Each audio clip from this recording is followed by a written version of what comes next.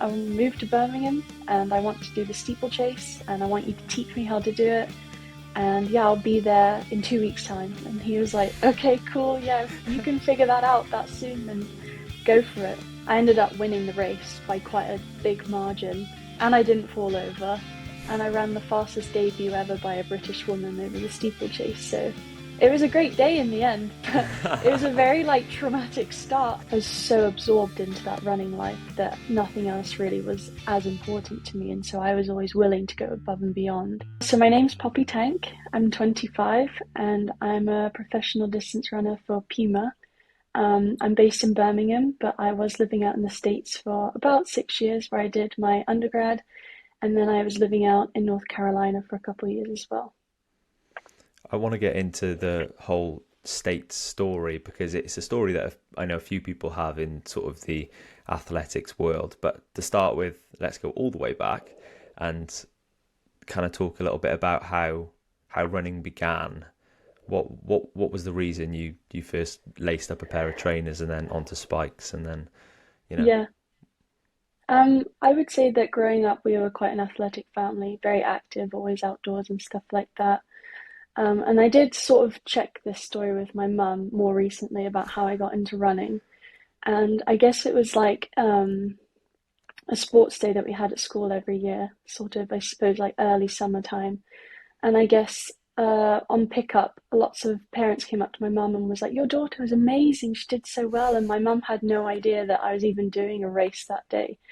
And I think from after that, what I remember her telling me is that she then sought out like a local running club in our area, and where we lived, there was one about a mile away from my house. So I think she took me down to the grass fields where they were meeting on a Tuesday afternoon, and I was just sort of like, go try it out. And I absolutely hated it. I remember coming home that day and I was like, I am not doing that ever again. And that was when I was about 8 or 9 years old, I think, maybe possibly a little bit younger than that, but I was definitely under the age of 10. And then I think later that year I did my first cross country race, and I was actually too young to do it. I think you were supposed to be 11, or something like that. And I did really well. And I guess it just went from there, really. I think that cross country was the first thing I fell in love with to do with running. And yeah, I think ever since then, I never really looked back. It's just been such a huge part of my life and who I am as a person. So yeah, I think that's how it started. I feel like my mum would be like, no, that's not right. But from what I remember, that's how it went, really. Was there ever a point that the decision was made, I'm going to take this a bit more seriously now, or was it something that you've kind of always taken pretty seriously?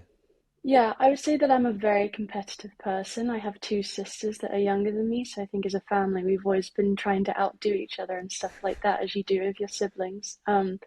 Growing up, I did a lot of sports. I played netball, I did field hockey, and I was a very avid horse rider as well. And horse riding is originally what I wanted to do.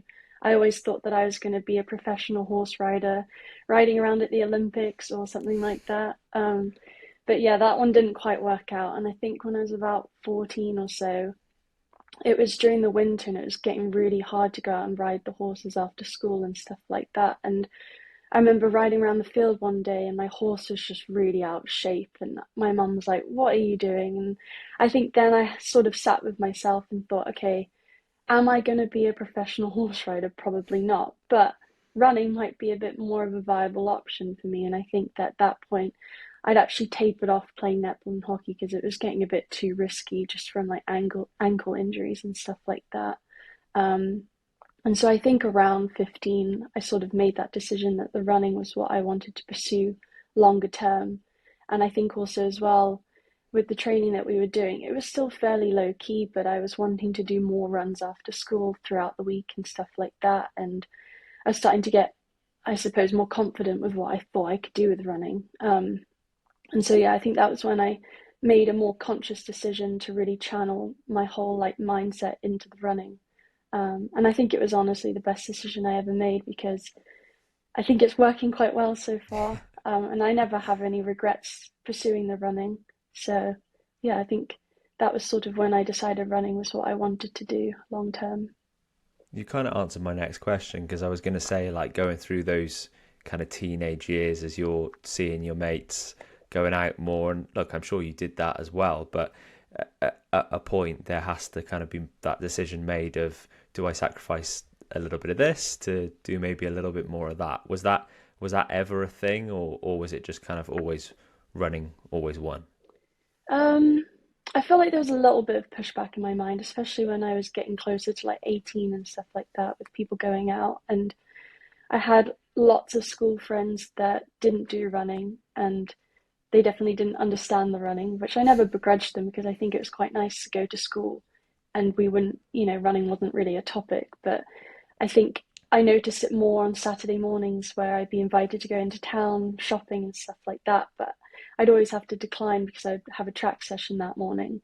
And I feel like it was maybe a very small decision that I had to make. But overall, I feel like my brain was always leaning towards the running. And I was like, well, town sounds fun, but I think I'd rather go to the track, to be honest. And yeah, I think there were moments where there was a couple of times I kind of just wasn't invited anymore to parties and stuff like that because I'd always say no. And I liked being able to say no to it because it was nice to still be invited. But with competitions, sort of, I guess, most weekends for cross country or track throughout the year, I just got used to not doing those sort of things. And I suppose, in a way, it was normal for me to not be going out and partying or shopping throughout the week or the weekend. So I never really felt like I missed out. And I suppose for me as a person, I wasn't that bothered about a lot of those things anyway. So I suppose it wasn't that difficult of a decision to make, really. And you've got so many experiences that a lot of people won't have had through running, including going out to the States. When did that first become an option? And do you remember that moment that somebody came to you and was like, look, this could be an actual thing to head out to Utah?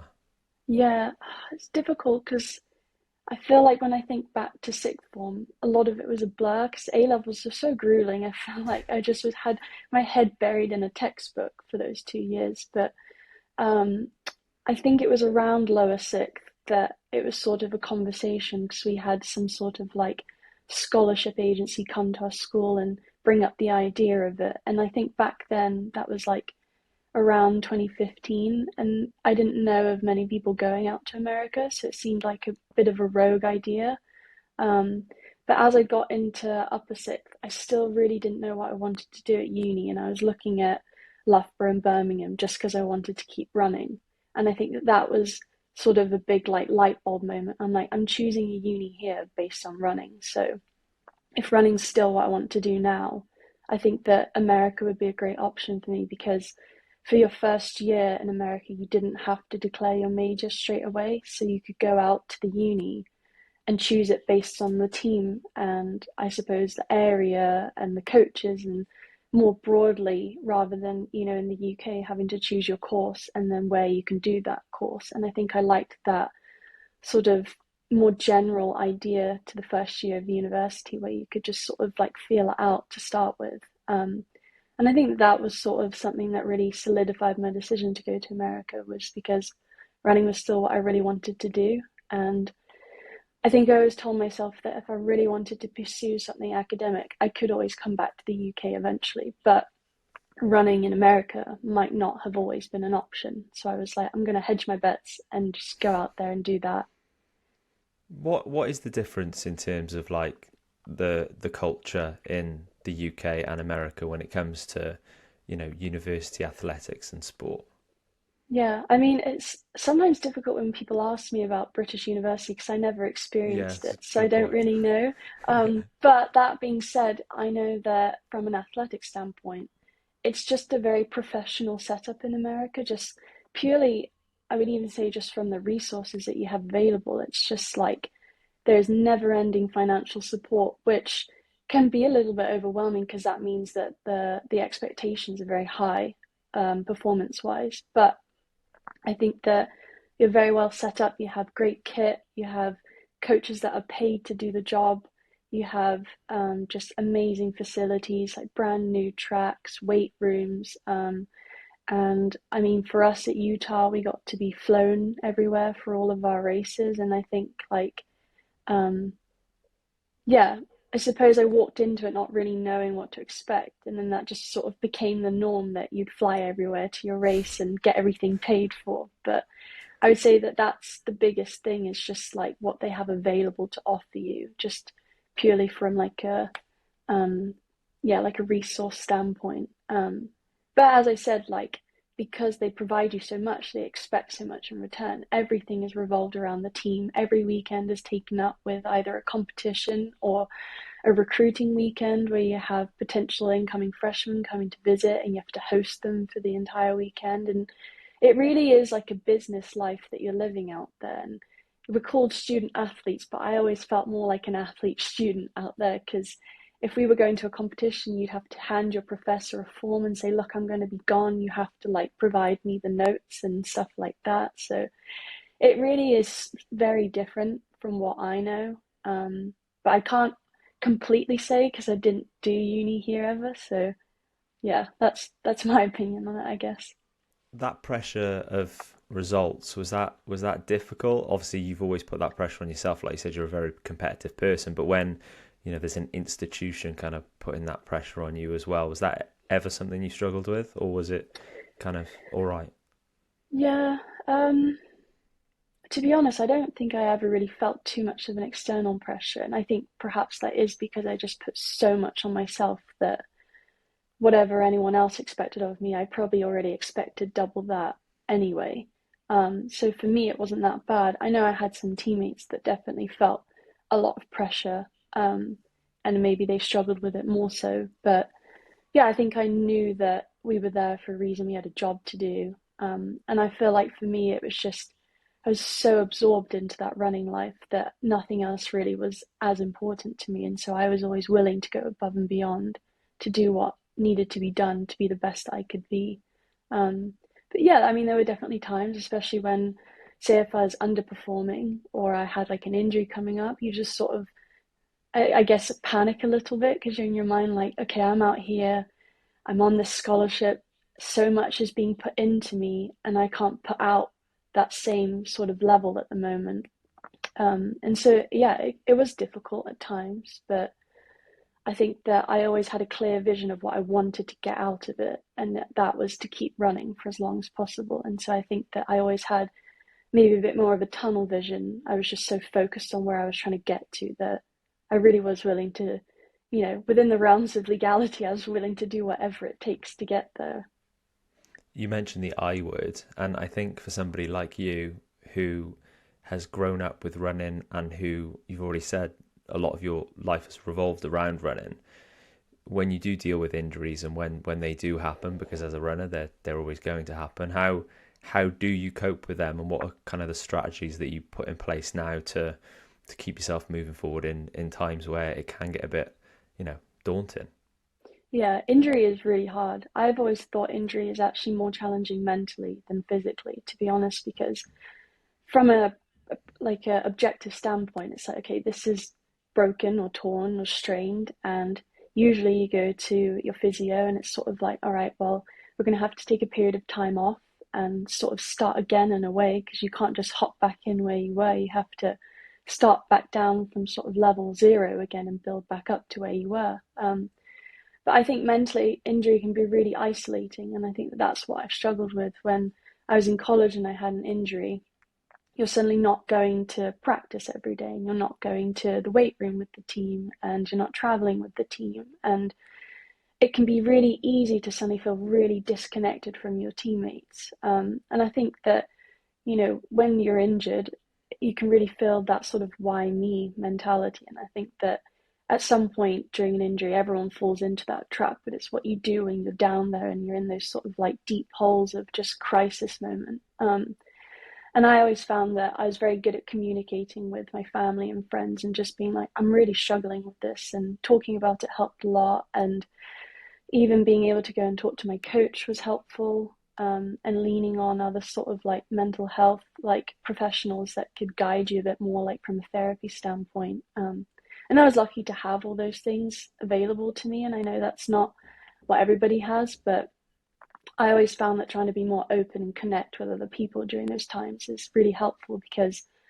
if you get to that very isolated point, it can be really hard to come back from it, because you just feel so like distant from other people. And yeah, I think, I don't know, injury is just that one thing you really hope never happens. And I think that for me, I always try and keep it just sort of at the back of my mind, like, right, you need to make sure you get good sleep, good nutrition, hydration, and keeping on top of all those sort of rehab exercises and doing all the right stuff in the weight room, because you never know when the next injury's around the corner, and they really are sort of like jump scares. You think you're doing everything right, and it comes up, and then you're sort of like, okay, right, I don't know what to do now. And often when you have an injury, you can look back and be like, right, okay, I didn't do this right. And yeah, I think injuries can be a good point of reflection, because they force you to really take a hard look at yourself in the mirror and be honest with yourself. Are you doing everything you can to be healthy? Um, but yeah, I think like I do sort of think about injury a lot, just to sort of stay ahead of it and be more proactive to try and avoid getting that injury. But it is difficult. It's not easy to stay healthy 100% of the time. And especially when you're putting your body through what you're putting your body through on a daily, weekly, monthly, yearly basis. Being in America, you talked then about, support networks and family, and always talking to them about things, and if injury came up, they'd always be really good. What was it like being so far away from them though, like being the other side of the world pretty much? Was that pretty Yeah, daunting at a still very young age? yeah. I think I never really thought about it much until after I'd left college, about how young I was when I went out there. I was 18 and I just packed up two suitcases. My mum did See fly ya. out with me to help me, yeah, and I was like, right, well, I guess I'm in America now. And yeah, like I'm really close with my mum. I call her every single day still, even living back in the UK. But moving to Utah, I was 7 hours behind her. And I think it was probably easier for me, because by the time I'd wake up, she was already up and I could call her and stuff like that. But it was quite difficult in the evenings, especially when things weren't going 100%, like great. I'd want to call my mum in the evenings, and I kind of just sit there like, well, she's asleep, so I can't call her right now. And I think like we got into a good routine of when we call each other and stuff like that. But it wasn't easy, and I think there was a point during my freshman year where I really wanted to leave. I was like, this isn't for me. I don't like being so far away from home and my family, and I almost didn't go back to Utah after Christmas. Um, but yeah, it was actually my mum. She's like, you need to stick it out for at least the Go on. first year. Yeah, she was really pushing me, and I felt really like cross with her at the time, because I was like sobbing down the phone, like I just want to come home. And I think the good thing was is it wasn't that easy to go home. It was a good 10 or 12 hours flight time, and then I lived in Plymouth, so that was another 4 hours from London. And so you've got the best part of a whole day of travel just to get home. And I guess in a way that was a good thing, because it meant that I had to stay there, and I had competitions to do and I had schoolwork to do. So yeah, I think I'm glad I stayed out there, obviously, but there were definitely moments where I was just like, I just can't hack this anymore, because it was just emotionally taxing at times being so far away. And America is an English speaking country, and the culture is pretty similar, I'd say, from a day-to-day basis, but you're still not at home. And I think that in those hard times, those differences felt really big. And I was like, I just want to go home and have a roast dinner with my family and enjoy that. And it just wasn't always possible. So yeah. Coming back to the UK then after college, I know you said you stayed out there for a little bit. What was that decision to come back, and how was that made? Yeah, so I was just not happy really. It wasn't working for me, the coaching setup. And I think that I was at a point earlier in the year, and I was like, I'm not enjoying this, and I want to be enjoying running still, because it is at the heart of it my hobby. Um, and so I think that I made a decision that I was like, if I'm gonna do this, I've got to just get on with it. I can't be sitting in limbo for a long time over this anymore. And I'd reached out to Luke Dunn, and he was really kind and generous to be willing to help me out. And I was like, "Yep, I will move to Birmingham, and I want to do the steeplechase, and I want you to teach me how to do it." And yeah, I'll be there in 2 weeks' time. And he was like, okay, cool. Yeah, if you can figure that out that soon, then go for it. So I did that. And yeah, I guess in a way I was quite lucky how it worked out. Just because Luke was so welcoming and so was the entire Birmingham community of runners. Like they didn't need to be as nice to me as they were, but it was just such a nice surprise that everybody was so willing to help me out, and I made friends really quickly, and I got into a house with other runners, and it's been great, to be honest. Like moving back to the UK was something I knew I wanted to do long term anyway, I think, and I suppose I'd considered it maybe after running, not necessarily during my running career, but I think that moving back was a great decision for me, and I'm really glad I did it. And I suppose I had a good experience living in America, but I think I was ready to come home and eat British food again. Have that roast dinner. Yeah, yeah, definitely. Why the steeplechase? Where was that? Where did that suddenly become a thing? Like what was the decision behind it? Yeah, to be honest with you, I don't really have much of like a backup story as to why I was doing steeple, but I think a lot of it comes from the fact that I'm not yet ready to do a marathon. Definitely like further down the line. I was really keen to stay on the track and I didn't love the 5K, and I kind of just where I was confidence wise, I just didn't really like see myself running the 10K this season. And so I was kind of like, well, what about steeple? Maybe I could do that. And I guess like being an athletic person, I was relatively good at jumping in netball. And like when I was little with one of my like childhood friends, we used to just pile up stuff in the garden and jump over it, pretending that we were horses. Because as I said previously, like horse riding is what I wanted to do originally. So we just like run around the garden pretending we were horse riding and jump over like toy cars and stuff like that. And like I have this one picture of me. We have like a bunch of stuff piled up, and it's probably like 3 foot, and I'm just like jumping it. And I was like, well, maybe I still got that jump ability somewhere. Yeah, yeah. Um, and like I'd never hurdled really. I think like I might have tried it once if there was just a rogue hurdle on the track, and it was a bit janky when I first tried it out. But yeah, I think like because Luke has so much experience with the steeplechase, he was a steeplechaser himself in his own career, and I just felt like he's probably the most qualified person to teach me this. And yeah, like I did all the drills and stuff like that, and I picked it up pretty quickly. I think being like a fit athlete, I had the strength to do it. But it was hard to learn the steeplechase, given that I was going to try and race it this year, and I'd only moved back sort of, I guess, end of spring. So when I first told Luke I wanted to do the steeplechase, I feel like he was a bit sort of like, "What are you doing? That's just a bit crazy to like want to do that." But I guess like once I'd made that decision, I was set on it. I'm like, I'm gonna be a steeplechaser, and you're gonna teach me how to do it, and we're gonna figure this out together.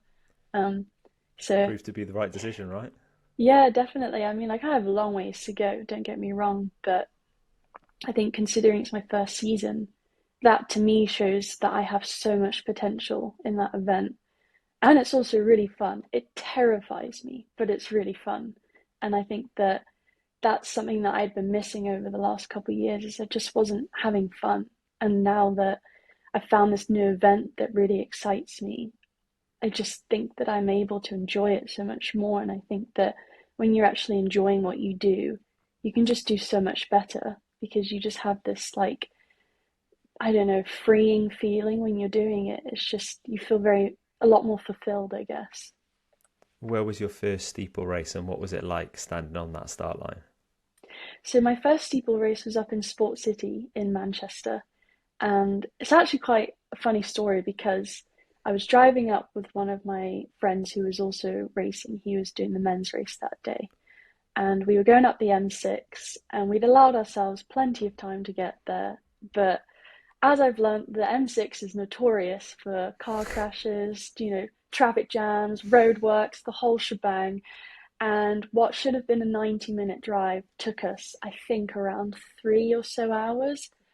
And we're like stuck in, nose to tail traffic on the M6. And looking at the time, I was like, okay, so I'm going to have like maybe 40 minutes to do my warm up. And I was like, okay, that's fine. Like, I've done warm-ups that quick before. It's pretty doable. And then, we're stuck there for a bit longer. And I'm like, okay, so we're going to maybe have 30, 35 minutes now. And Mark had called the race director and been like, hey, we're in really heavy traffic. Is there any way you could push the start back at all? And which I know is a bit of a big ask. And the guy was like, yeah, I think we could do that. And we were like, oh, great, cool. And he's like, yeah, we could do it by about 2 minutes. And we were like, 2 minutes? It's not going to do anything for us. Like, you might as well not bother changing the start time.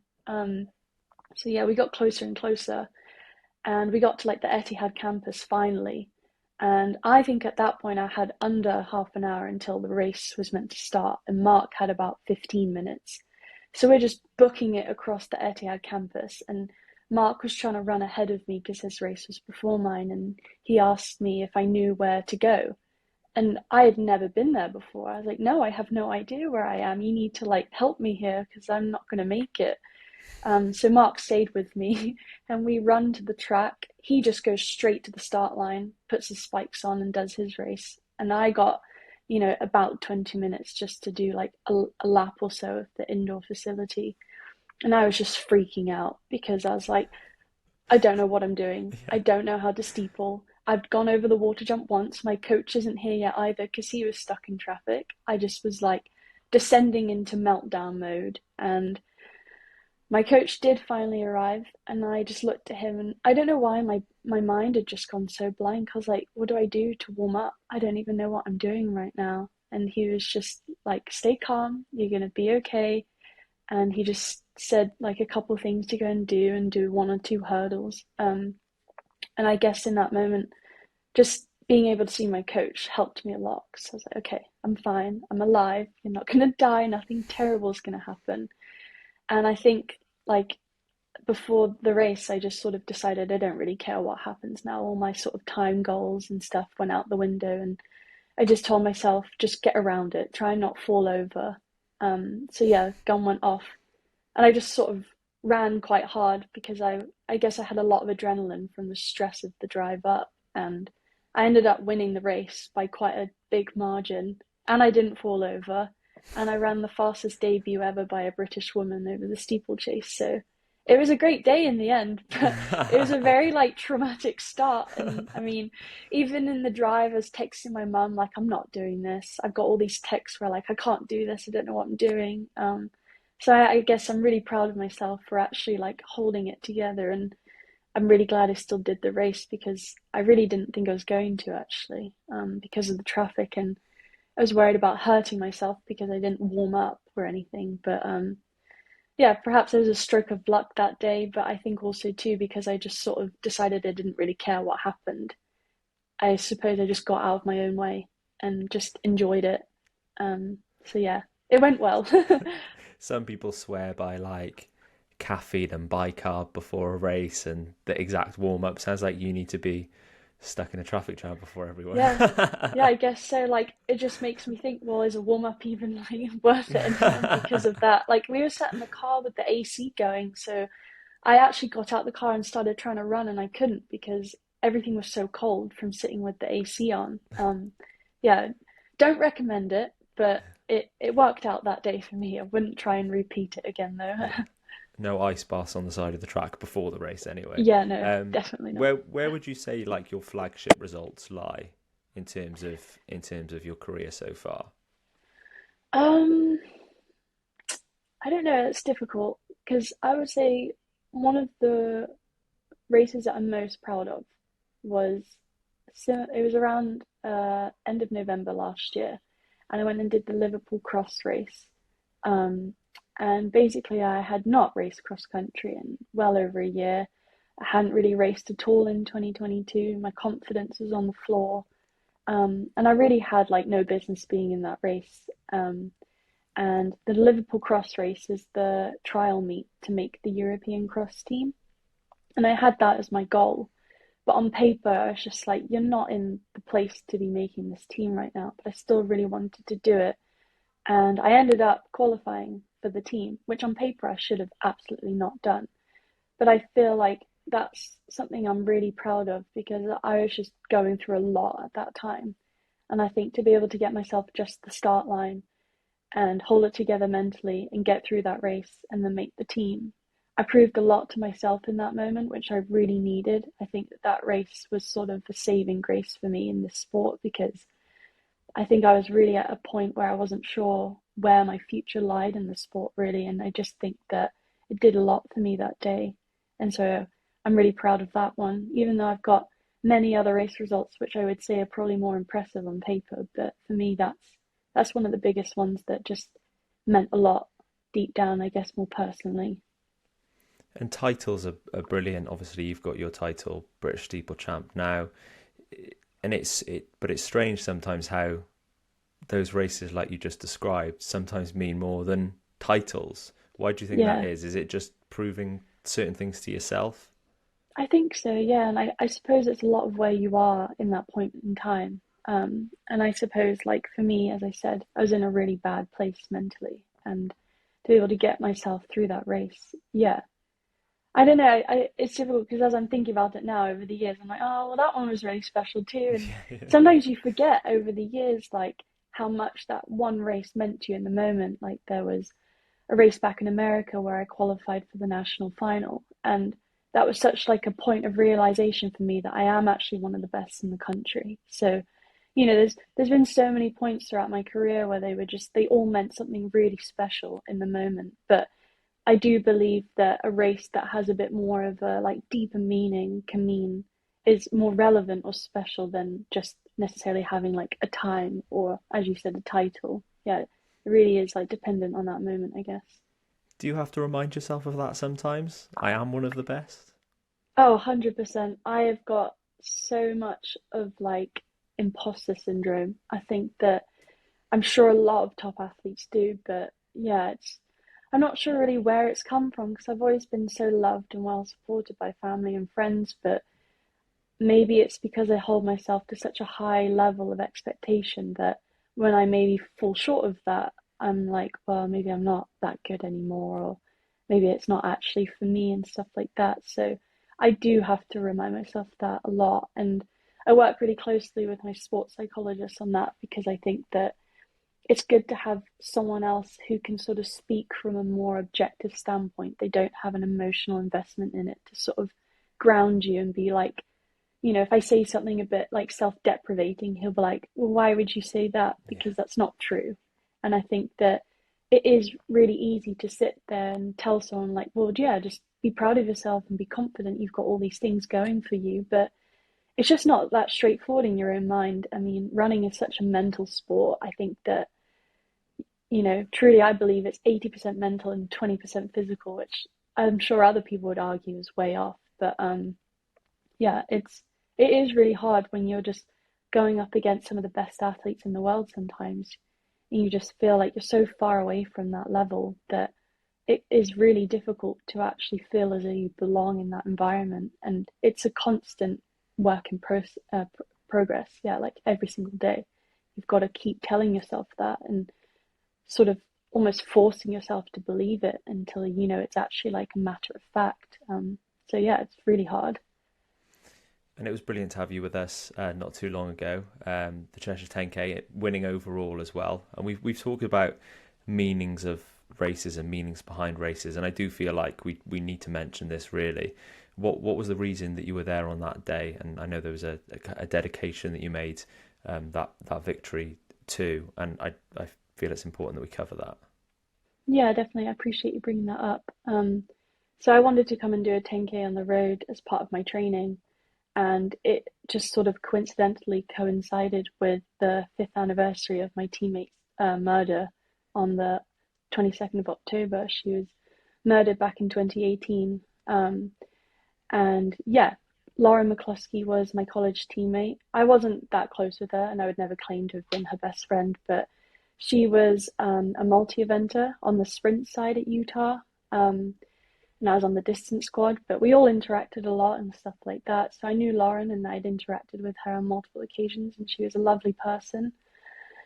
And yeah, her life was taken away from her at such a young age. And so her mum actually founded the Lauren McCluskey Foundation, which is, in part trying to raise awareness of partner violence or dating violence. And yeah, trying to sort of I guess do more work to try and protect people from that. Because Lauren should have never died. She was failed on so many accounts of uh, the campus police and the city police.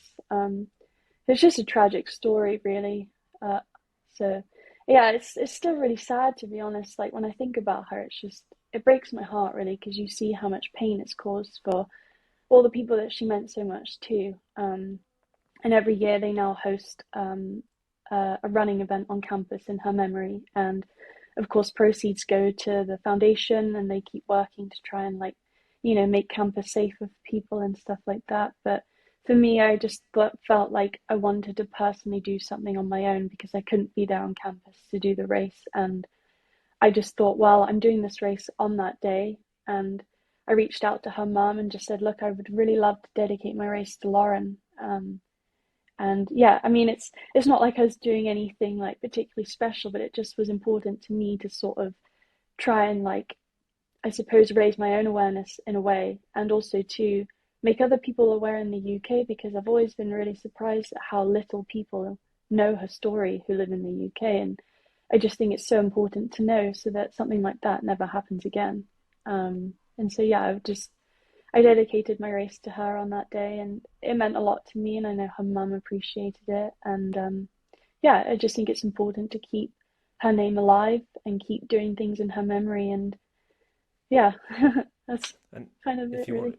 if you want to find out more about her story as well, I'll put the link in the episode notes to this, and I know it's in your bio as well, so you can always go and check out Poppy's Instagram, and yeah, check it out, have a look at the story, keep the name alive, like you said. In terms of your career moving forward, Poppy, and we'll finish on this because I feel like I could talk to you for absolutely ages. I'm absolutely loving this conversation, but um, where does next season kind of what does it hold for you, and what are the A, B, and C goals, if you will? Yeah, I mean, I've talked to my sports psych about this, that it's always I don't know if it's embarrassing or you just feel a bit vulnerable saying your goals out loud, but Paris is a team I absolutely want to make for the steeplechase, and I'm going to do absolutely everything I can to be on that start line in Paris. There's so many things that have to go right between now and then, but I'm going to start off my sort of Paris campaign by doing some cross country throughout the winter, and I'm actually racing the Cardiff Cross Challenge next Sunday, so that'll be, sort of step one in trying to get to Paris next summer. And yeah, as I said, there's a lot to happen between now and then, but I believe in myself, and I know that lots of other people do. So I'm just going to go for it and, see what happens, really. All roads lead to Paris. Exactly.